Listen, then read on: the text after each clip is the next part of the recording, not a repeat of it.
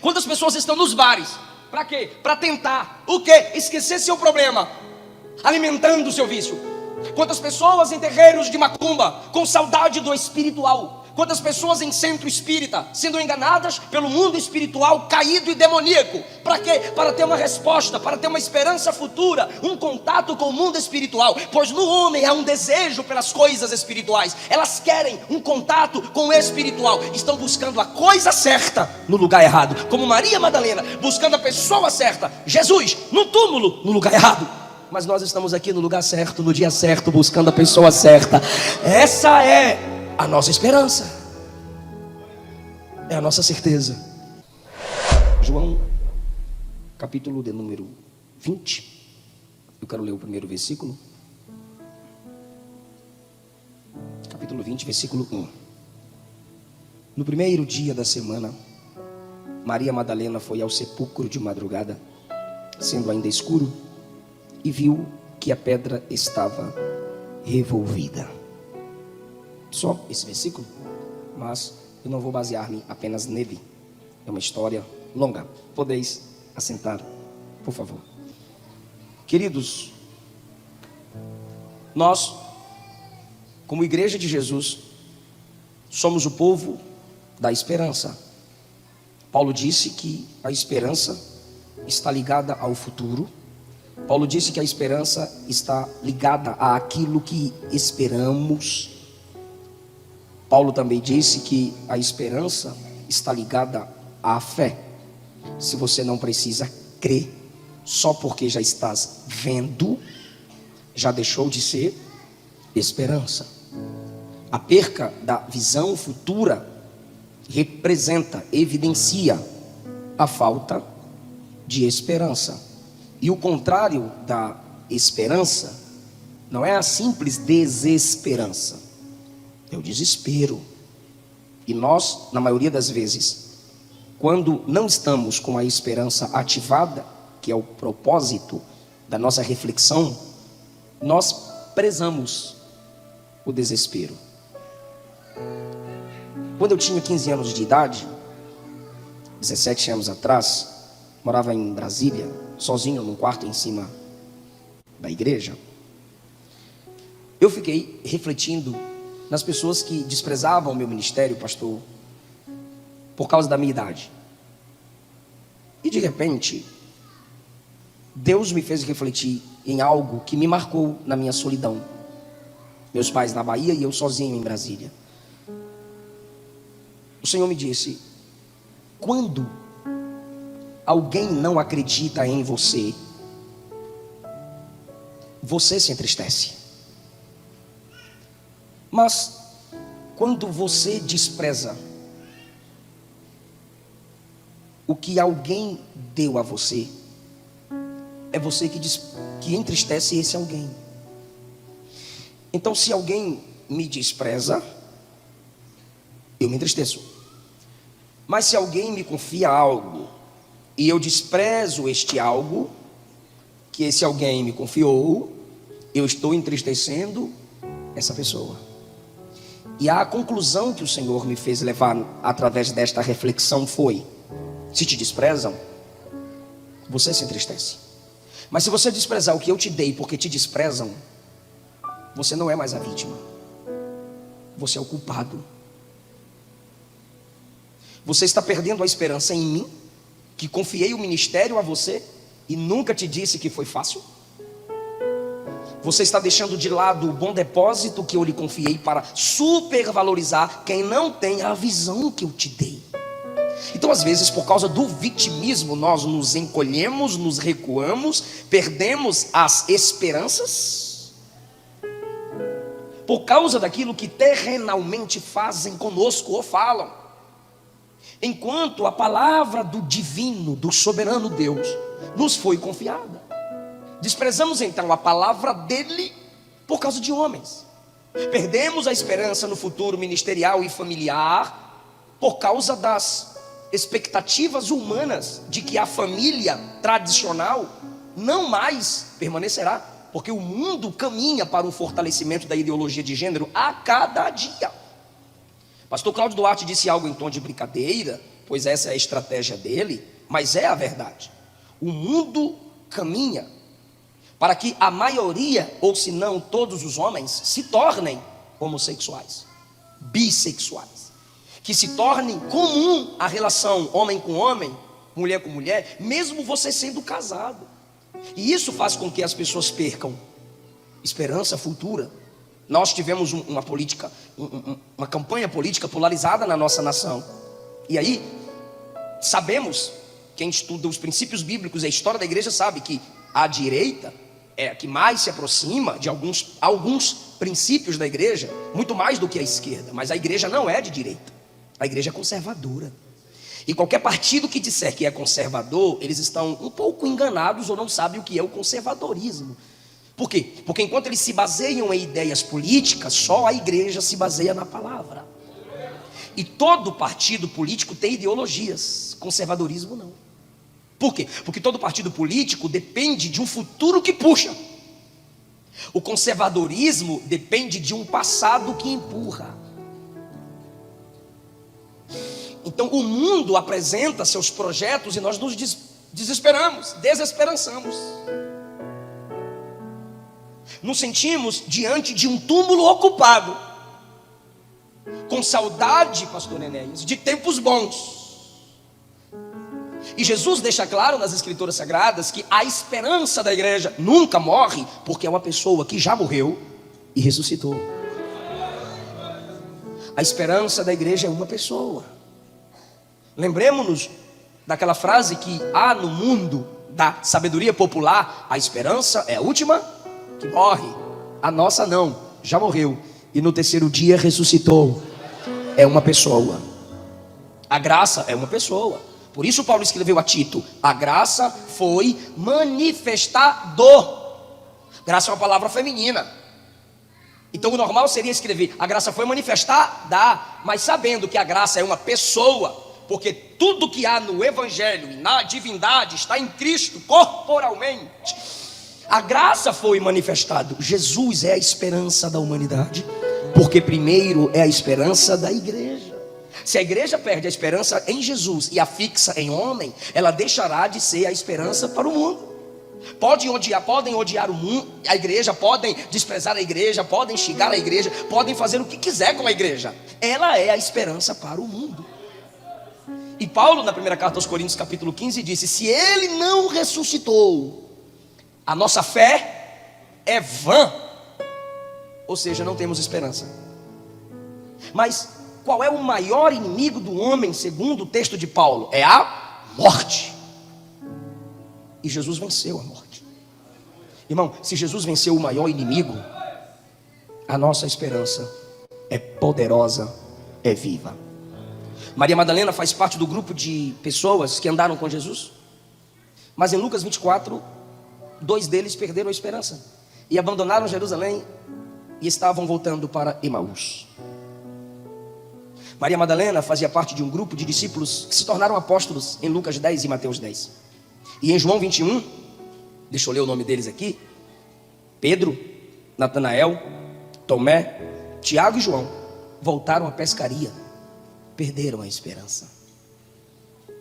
Homens que viram grandes milagres, homens que ouviram Jesus, que ouviram e viram, como está escrito na primeira epístola de João, capítulo 1, e tocaram na verdade que é Jesus, perderam a esperança. Homens que tiveram experiências muito mais poderosas do que a nossa, neste dia se apresentaram como sem esperança de futuro. Por quê? Porque todos eles deixaram seus empregos. Pedro, Tiago, João e André tinham empresas de pescaria. Era um ramo reconhecidamente próspero. Em Lucas 5, deixaram tudo e seguiram Jesus. Mateus trabalhava na coletoria. Jesus só passou por ele, não fez nenhum milagre, disse assim: me segue. Mateus deixou tudo e seguiu Jesus. E agora aqueles que, quando eles não tinham o que comer, multiplicava pão. Aqueles, quando eles tinham que pagar impostos, dizia que a moeda estava na boca do peixe, morreu. Como que essas pessoas se sentiriam? Maria Madalena faz parte desse grupo. E no dia da ressurreição, Jesus mostra a ela como que a esperança volta para o coração do seu povo. Somos nós quem abrimos mão da espera garantida. E o que essa mulher fez, o que aconteceu com esta mulher, que pode edificar a nossa fé, a nossa esperança nesta noite. O versículo 1 diz: no primeiro dia da semana, ela foi ao sepulcro de madrugada, sendo ainda escuro, e viu que a pedra estava revolvida. Enquanto todos estavam isolados, descansados, ou descansando, ou tentando descansar, uma mulher sai do ambiente do conforto e vai para o ambiente do confronto. Vai para um ambiente de morte. Vai a um ambiente de medo. Vai a um ambiente onde todos dizem: daqui para frente não há mais vida, não há mais esperança. Pastor Charles Swindoll diz que quando ele viaja para pregar em países diferentes, ele tem o costume de ir em cemitérios para ler as lápides de sepulcros. E ele disse que a vida das pessoas são resumidas em algumas frases entre uma estrela e uma cruz. E como disse Salomão, que é melhor ir no velório do que onde há uma festa, porque você sai do velório refletindo. É nesse sentido que o pastor Charles Swindoll diz que passa por alguns túmulos para ler o que se falou sobre algumas pessoas. E quando ele sai dali refletindo no que leu, a sua esperança sai revigorada, pois ele diz que sai dali crendo que a morte para o crente não é o fim. E ele sai dali dizendo que a vida do crente não se resume a uma pedra, a uma lápide. Ele sabe que há um livro de Deus que conhece a história do seu povo. E através da comparação, a sua esperança é ativada. Ela está num ambiente de morte, sepulcro. Ela está no lugar errado, no dia certo. O dia é certo.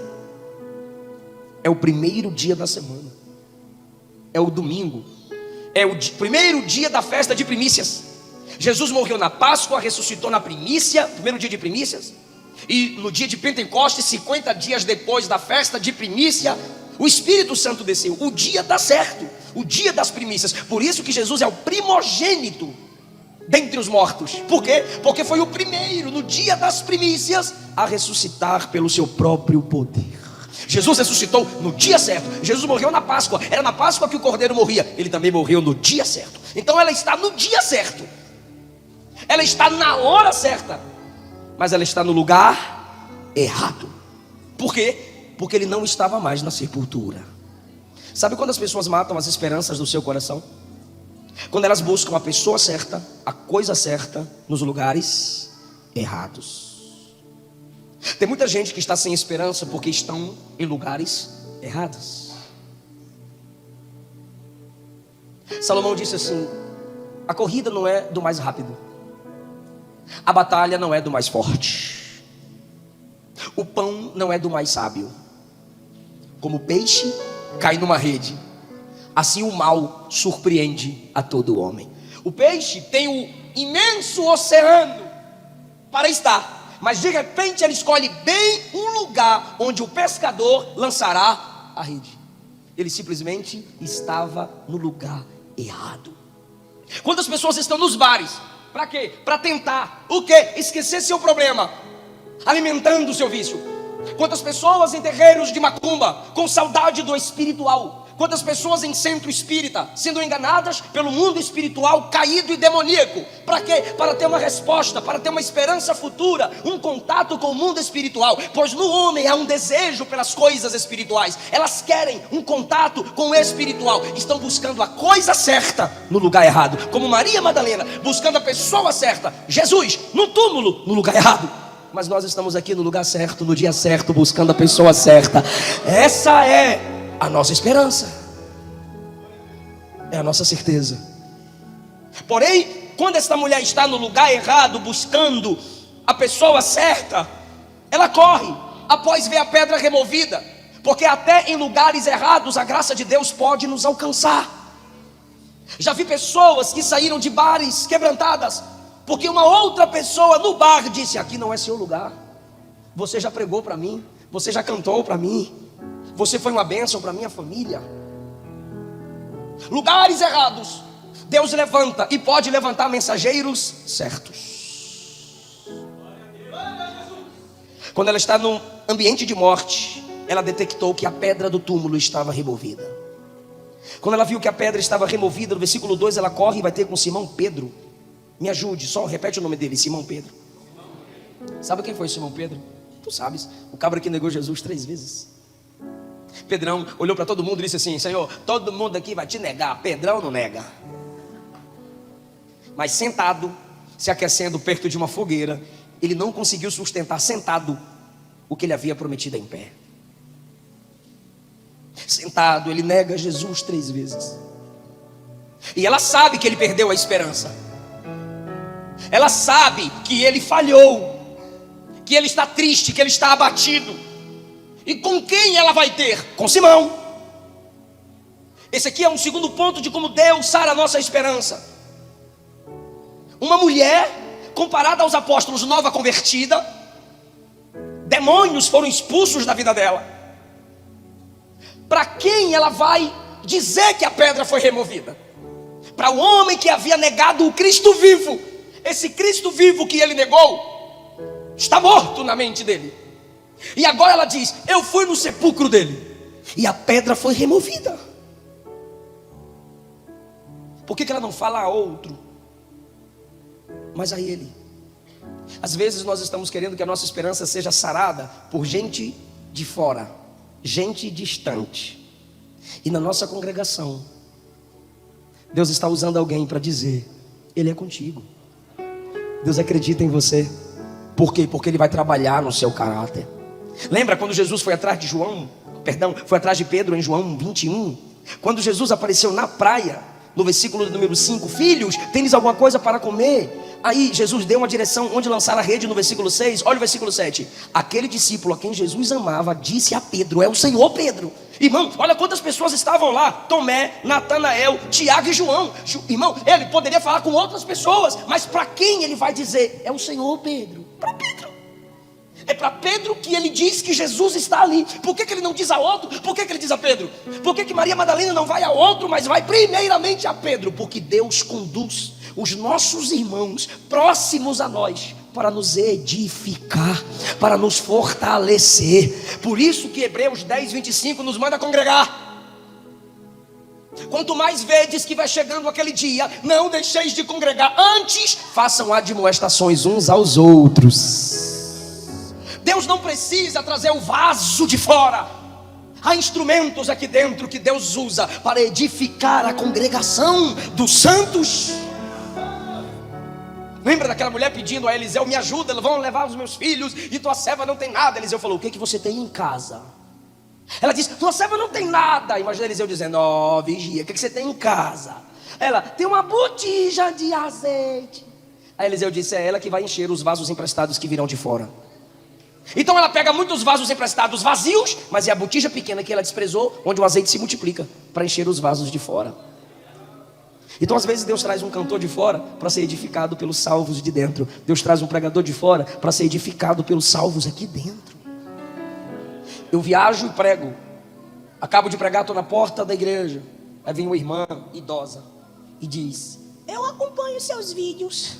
E eu agradeço. Ela diz: eu durmo ouvindo suas pregações. Eu não sei se eu agradeço ou mando ela vazar. Dorme por quê, irmã? É ruim assim a pregação? Ou a irmã gosta tanto que não dorme sem ouvir, toda noite tem que pôr para ouvir? Eu não sei. Mas o que me consola é quando ela diz assim: não deixo de orar por você.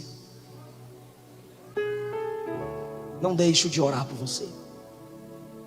Queridos, nós precisamos valorizar aqueles que nós temos dentro da nossa casa. Sabe quem deve ser seu profeta, minha irmã? Seu marido. Sabe quem deve ser sua profetisa, meu irmão? Sua esposa. Pastor, mas profeta na sua terra não tem honra. Isso Jesus não mandou ser. Jesus apenas disse que é, lamentando. Ele não mandou ser uma regra.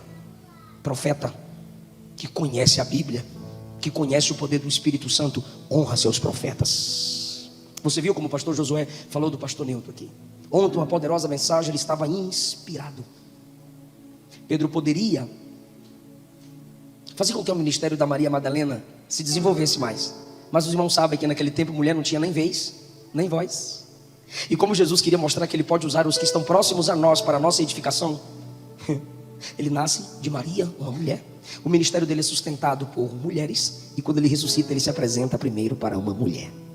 Ela ainda viu que a pedra estava revolvida. Ela corre até os discípulos e diz: não sabemos onde puseram Jesus, e a pedra está removida. Pedro e o outro discípulo, que é João, no versículo 3, saíram e foram correndo. E no versículo 4 diz: corriam juntos, mas o outro discípulo correu mais depressa do que Pedro. Era mais novo, João era mais novo, e chegou primeiro ao sepulcro. Isso aqui é uma disputa, um correndo com o outro para ver quem chega primeiro. Eu quero chegar primeiro porque eu quero ver primeiro. E enquanto eles estão disputando, o que chegou primeiro, versículo 5, viu os lençóis de linho que haviam enfaixado Jesus, todavia não entrou. Chegou primeiro, mas não entrou. Deu aquela escorregada e travou, porque ele se contentou em ver os lençóis. Simão Pedro veio atrás, chegou e entrou, viu os lençóis. Versículo 7, e o lenço que estava sobre a cabeça de Jesus, e que não estava com os lençóis, mas deixado num lugar à parte. Deixado num lugar à parte é como se o próprio Jesus tivesse enrolado e colocado num local separado. Quando Pedro entra, o outro vem atrás, no versículo 8. Viu, olha o versículo 8, que coisa linda. Viu e creu. Chegou primeiro, não entrou. Pedro chegou depois e entrou. Depois que Pedro entra, ele vai atrás. Quando ele vê o lençol e o lenço da cabeça enrolado, organizado no local à parte, ele percebeu que Jesus, os lençóis caídos, ele entendeu que Jesus saiu como a borboleta sai do casulo. E quando Jesus está em pé, ele pega o lenço da cabeça, enrola e se retira. Por que o texto diz que ele creu? Porque o lenço enrolado faz ele refletir o seguinte: se o corpo fosse roubado, o ladrão não ia parar para enrolar esse lenço no local separado. Ele mesmo levantou, ele mesmo enrolou o lenço, ele mesmo se retirou. A esperança volta quando eu penso, a esperança volta quando eu reflito. Por isso Jeremias escreveu: quero trazer à memória aquilo que me traz esperança. Maria Madalena chega, vê a pedra removida, ela desespera, roubar o corpo do Senhor. Pedro chega primeiro, entra, vê o lençol, olha que legal o lençol no chão. João é reflexivo. Você percebe que João é o que menos fala em todos os evangelhos, porque ele é o que mais pensa. Por isso o Apocalipse a ele é revelado, porque é um livro de enigmas. Quem mais pensa, Deus mais revela mistérios. João então pensa e reflete. O lençol no chão, o lenço enrolado, é ele. Ele levantou, ninguém o arrancou daqui, ninguém o roubou. Ele cumpriu a promessa. Pensa, irmão, pensa mais um pouco. Pastor, mas a minha mente está travada só na luta, só na prova, só na angústia de hoje. Pensa mais um pouco, reflete mais um pouco. Você vai conhecendo e confiando, vai aprendendo e confiando. Deus vai alargando a sua mente, Deus vai alargando o seu coração. A esperança volta para o coração de João, porque ele refletiu. Quando ele refletiu, ele viu: esse corpo não foi roubado. Ele levantou e dobrou o lenço. Aleluia. Quando ele reflete, olha o 9, viu e creu, pois ainda não tinha compreendido a escritura que era necessário que ele ressuscitasse dentre os mortos. Por que ele teve que ver para crer? Pois ele não tinha compreendido a escritura. Como ele não tinha compreendido a escritura, preste atenção nisso, que eu gosto disso. Como ele não tinha compreendido a escritura, a esperança estava morta, porque a escritura tinha dito que no terceiro dia Jesus ressuscitaria. Mas como eles não tinham compreendido a escritura, a esperança estava morta. Agora viram e creram. Sobre João, viu e creu. Quando ele creu, ele não conseguiu crer pela escritura, mas conseguiu crer pelo lenço enrolado. Lembra do que eu disse? Que Deus coloca mensagens certas em alguns lugares errados. Era o dia da vida, e eles estavam num ambiente de morte. Mas num ambiente de morte, um lenço enrolado à parte, a organização fez João refletir. Eu creio. Eu não consegui entender as escrituras, mas eu acabei de entender o que ele fez. Você não precisa ser teólogo para ter a esperança fortalecida, mas você precisa crer que a escritura é a palavra de Deus, e o que ela diz sobre Deus é a verdade.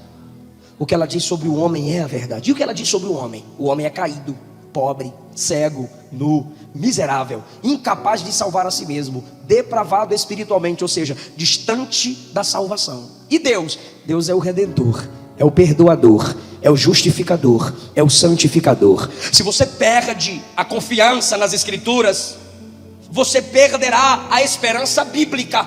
É a Bíblia que me garante que, ainda que hoje esteja tudo complicado, há um amanhã que Deus projetou, há um futuro de glória preparado para a igreja, há uma ressurreição, há uma eternidade, há uma vida eterna ao lado de Jesus. O texto está dizendo que num dia de morte, num dia sem esperança, Jesus, através da ressurreição, está ativando a esperança no coração de uma mulher que se conecta à igreja. Ela vai atrás dos irmãos. Ativa a esperança no coração de João, um lenço enrolado, provando que ele não foi roubado, ele levantou por si próprio.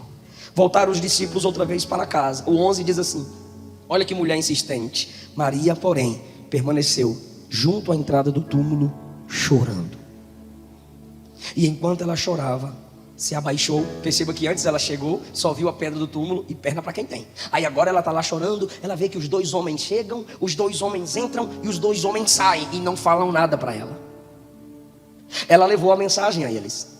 Eles saem, creem e não liberam nenhuma mensagem para ela. Ali ela permanece. Ela está crendo que quem vai ativar a esperança no coração dela naquele dia não é homem. Eu vou repetir. Ela está dizendo aqui dentro: Pedro e João não me disseram nada para me acalmar, porque ela está chorando. Ninguém liberou uma palavra para ativar a esperança dela, mas ela está crendo que esse homem aqui embaixo não ativa a esperança do coração dela. Ela pode ter uma surpresa. Ela permanece lá. Enquanto chorava, abaixou-se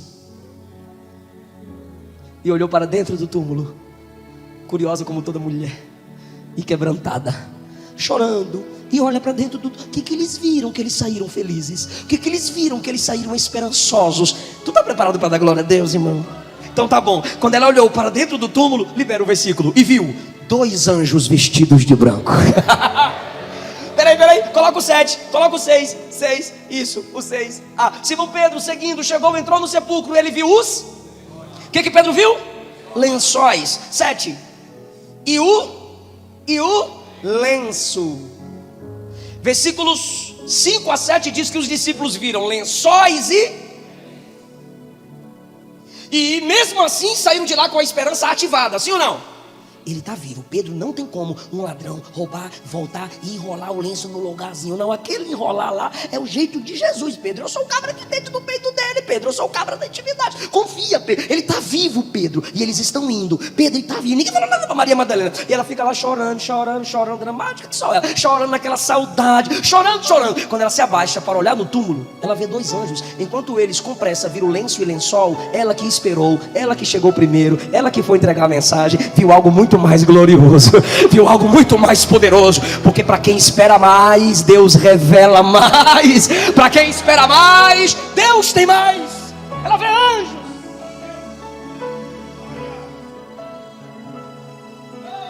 Aleluia. Espera.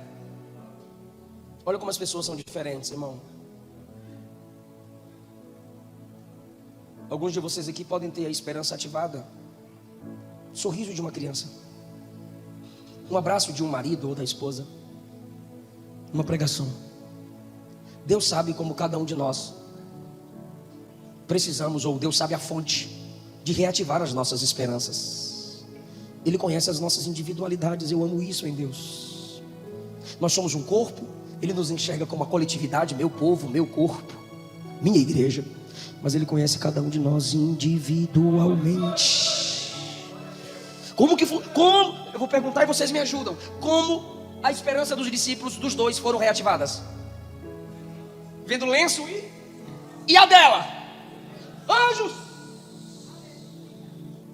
A esperança dela é maior? Sim, ela esperou mais. Eles vieram correndo com pressa, chegaram, viram e vazaram. Ela não, ela chegou primeiro. Daí ela chegou de madrugada. No versículo 1, ela foi lá e trouxe eles, veio com eles. Eles não vieram sozinhos. Hoje eu entreguei a mensagem, vou ficar aqui sozinha. Vou nada, eu vou lá com vocês. E ela veio com eles. Eles entram e vazam. Ela permanece lá.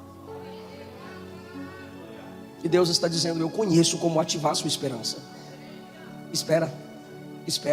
Pastor, por que eu tenho que esperar mais que os outros? Se você passa pelo que poucos passam, Deus te fará chegar onde poucos conseguirão chegar. Deus te dará experiências que poucas pessoas terão. Aleluia. Mas se fosse eu vendo um anjo, eita, eu ia chorar, eu ia pular, eu ia dar glória, eu ia querer abraçar. Sei lá como é que tu ia reagir, desmaiar. 2 anjos. Mas eu disse que a esperança da igreja é quem? Jesus. Olha onde estão os anjos. Um anjo à cabeceira e o outro aos pés. Aí perguntaram assim para ela: por que choras? Pelo amor de Deus, a mulher está conversando com 2 anjos. Olha a resposta dela: eu estou chorando porque levaram o meu Senhor e eu não sei onde colocaram ele. Olha o próximo versículo. Tendo dito isto, voltou para trás. São 2 anjos vestidos de branco, falando com ela: mulher, por que choras? Ela: cadê Jesus? Eu quero Jesus. Eu estou aqui desde madrugada esperando ele, e vocês estão aqui falando comigo: eu quero Jesus. Anjo não substitui Jesus. Ninguém substitui a presença dele.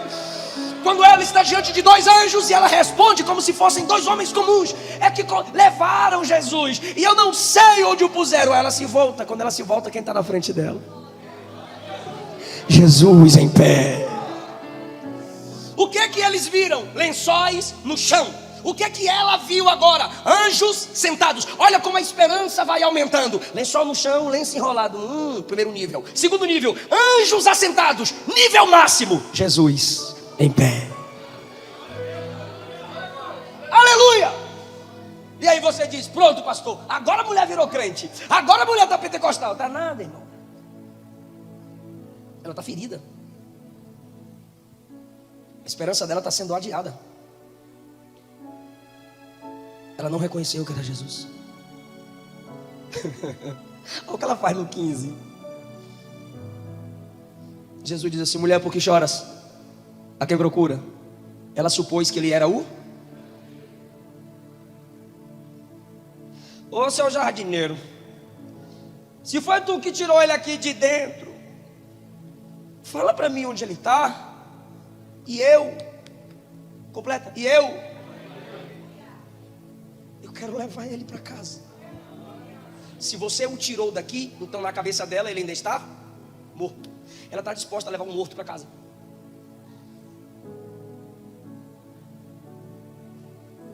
Mas mulher, você é uma mulher, é pesado. Não, eu levo. Só me fala onde ele está. Mulher, tu acabou de ver 2 anjos. Estou nem aí para anjo, eu quero Jesus. Morto, sim, eu quero Jesus. Irmão, isso é amor.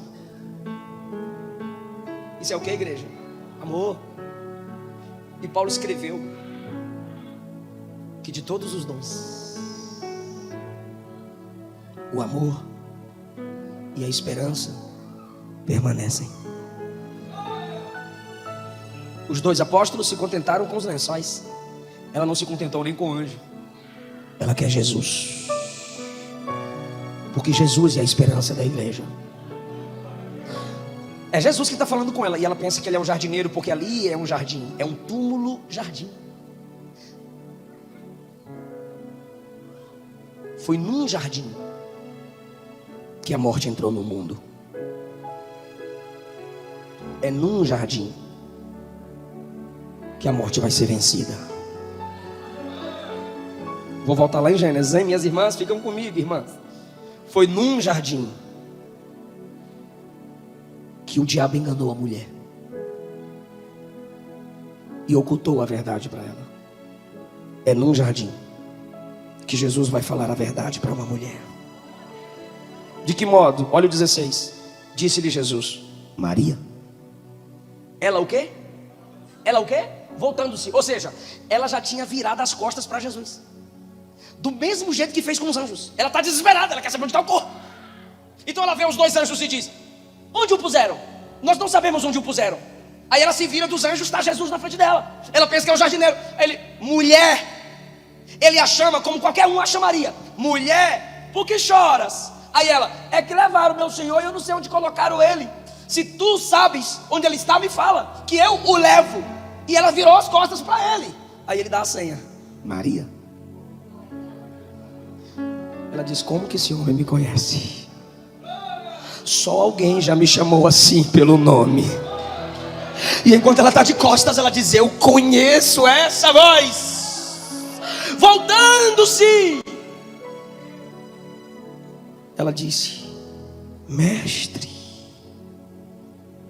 Ela tem uma reação de segurá-lo. Ele diz: não me detenhas, porque eu ainda não subi para meu pai. Vai ter com os meus irmãos e dize-lhes: subo para meu pai e vosso pai, para meu Deus e vosso Deus. Então saiu Maria Madalena. Ela entra onde eles estão trancados. Abre aqui, abre aqui, abre aqui, abre aqui. Por que você está feliz assim, Maria? Porque ele vive, posso crer.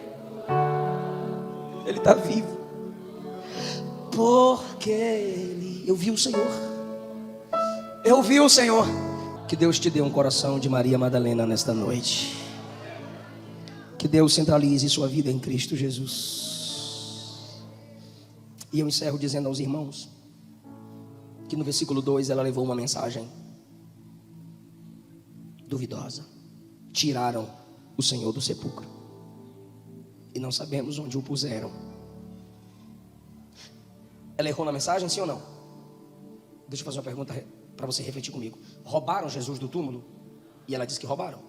Então vou perguntar mais uma vez. Ela errou na mensagem, sim ou não? Sim. Ela errou na mensagem. E para aquela que errou na mensagem, Jesus aparece e diz: vai pregar de novo. Vai lá de novo e prega. Vai lá de novo e fala. Vai lá de novo e anuncia. Só que agora você vai falar a mensagem que eu te dou. Senhor, mas eu errei da outra vez. Mas a sua intenção era edificar. A sua intenção era abençoar. A sua intenção era consolar. E você falhou. Mas eu não desisto de você, Maria. Ainda que você perca a esperança, Deus não perde a esperança em você. Isso se chama graça. Ele vai para uma mulher que pregou errado e diz: volta e diz aos meus irmãos. Imagine ela tendo que entregar essa palavra. Qual, pastor? Jesus disse que vocês são irmãos dele. Eu não sei se você pegou, mas lá em João 15, João 13, Jesus disse: eu sou o Senhor e vocês são servos. Aí João 15, Jesus disse: sois meus amigos. João 20, somos irmãos. Ela está sarando a esperança dos discípulos. Todo mundo fugiu, mas ele está dizendo: vocês são irmãos de Jesus. Olha o que Jesus diz: subo para meu Pai e vosso Pai. Eu recebi vocês na minha família, diz o Senhor Jesus. Irmão, você não vai perder a esperança, porque você faz parte da família de Deus. Saiu Madalena anunciando que viu o Senhor e contava que ele lhe dissera estas coisas. Me ajude, diga: estas coisas. Quais estas coisas? As coisas do 17. Ele falou para eu não segurar ele, porque ele ainda não tinha subido para o Pai. Óbvio, era o dia da primícia, então ele não poderia se dar a ela como primícia, nem aos discípulos. Ele tinha que se manifestar ao Pai, porque a primícia é para o Pai. Aí ele falou que não podia, que eu não podia tocar nele, que eu não podia segurar ele. Aí falou para eu vir falar para vocês que o pai dele é pai de vocês e que nós tudo é irmão dele. Aleluia. Ele está vivo, ele ressuscitou, ele venceu a morte, ele venceu o pecado. A nossa esperança é Jesus. Levante a sua mão, por favor.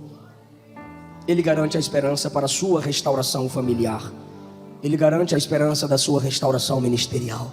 Ele é a esperança de que um dia os mortos nele ressuscitarão e nós encontraremos aqueles que morreram em comunhão com ele, porque são nossos irmãos. Jesus é o primogênito, ele é o irmão mais velho. A gente vai na fila atrás, morrendo, ressuscitando. No dia que a trombeta tocar, a nossa esperança é que estaremos todos juntos eternamente com o Deus e Pai nosso. Fica em pé glorificando a Jesus, a nossa esperança. Jesus que ressuscitou com corpo de glória, cura o corpo da minha irmã, cura o corpo do meu irmão.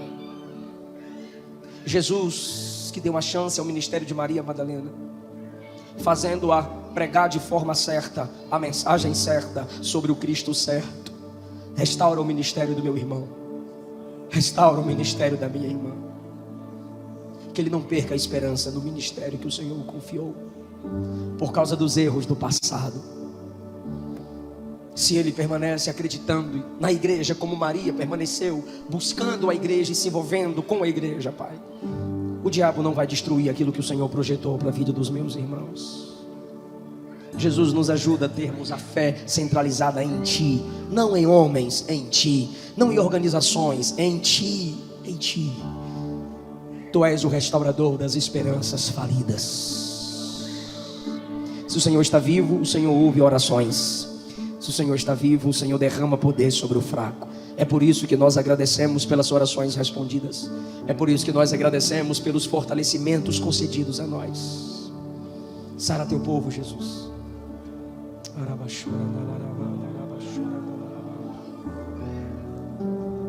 Sua vida está na mão do Senhor. Sua vida está na mão do Senhor.